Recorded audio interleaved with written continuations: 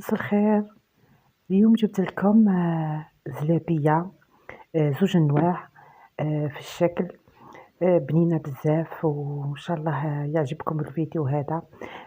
تبعوا كيفاش نخدموهم، يعني ما يطلبوش مقادير كبيرة، حوايج اقتصاديين بصح يعطيو حاجة مليحة. تبعوا معايا كيفاش حنخدمو العجينة تاعنا اللي حنديروها زلابية.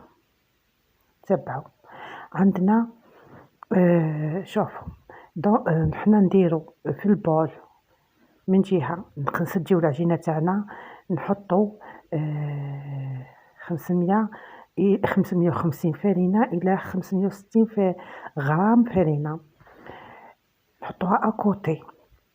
ومن جهة نحطو الماء تاعنا يكون شوية سخون بزاف، يكونش دافي كتر من دافي، ونحطو مغرف كبيرة سكر، نحطو مغرف خميرة الحلوى، قرصة ملح، ونخلطوهم. ومن بعد نبداو نفرغو هذيك الفرينة بشوية بشوية، ونخلطو بشوية، هي من 550 إلى 560 غرام حتى تشوفوها تلمت وبقات ما هي جارية ما هي شايحة، باش تمشي لنا في العدوي، في لابوش عدوي.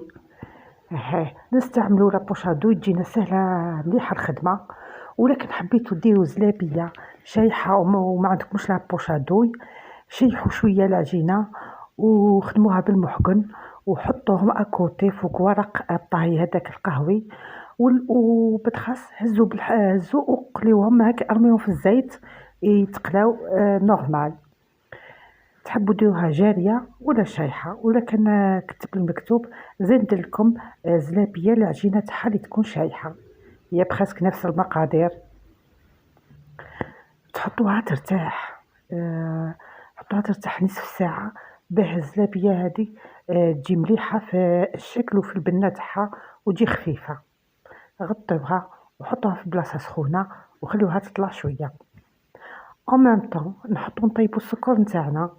السكر تاعنا واش هي؟ 2 كيسان سكر، كاس ما، نص كاس ما زهر او ما ورد، نحطوهم يغليو بزاف بزاف حتى يعقد شويه.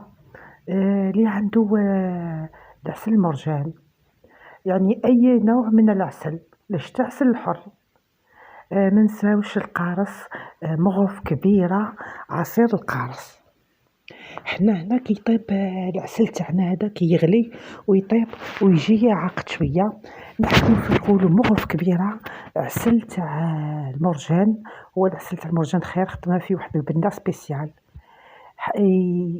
هذاك العسل تاعنا يولي كل بنين، كلي مشري. اللي ما عندوش الله غالب يخدم برك العسل اللي يطيبو نورمال. المهم ما تنساوش المزار هو كلش في العسل تاعنا. ونبداو نطيبوا الزلابيه تاعنا باش اشكال كما حبيتو، الشكل اللي حبيتو. تبعوا معايا كيفاش حنفرغوا العجينه في لابوشادوي ونبداو نخدموا. تبعوا. حنا العجينه نفرغوها في لابوشادوي اللي حنخدموها في بشكل زي، ونزيدو نفرغو في ساشي اللي حنخدموه بشكل دائري ونوع واحد اخر، يعني في الشكل فقط، ما العجينه هي بس. سمحولي شويه مريضه، صوتي شويه مبحبح شويه. المهم هنا العجينه تاعنا راهي طلعت، نبداو نفرغو ونبداو نطيبو الزلابيه نتاعنا. ما تنساوش الزلابيه راهي كي طيب، تحبوا تحمروها خلاص، تحبوا تخلي يعني كيما تحبوا، لازم هي تكون سخونه والعسل تاعنا يكون بارد باش كي طيب نرميها في العسل بارد. تبعوا معي.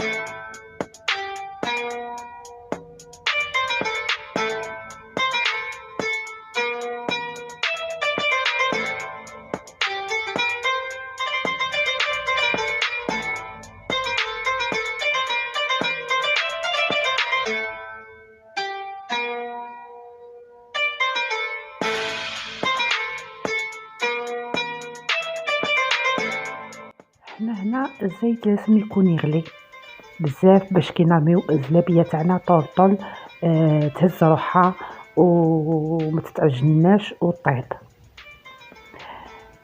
طيبوها من الجنبين، تحبوا تحمروها بزاف، تحبوا على خفيف دوغي، يعني هي كي تجي محمره شويه بزاف هي اللي تجيب مليحه وبنينه.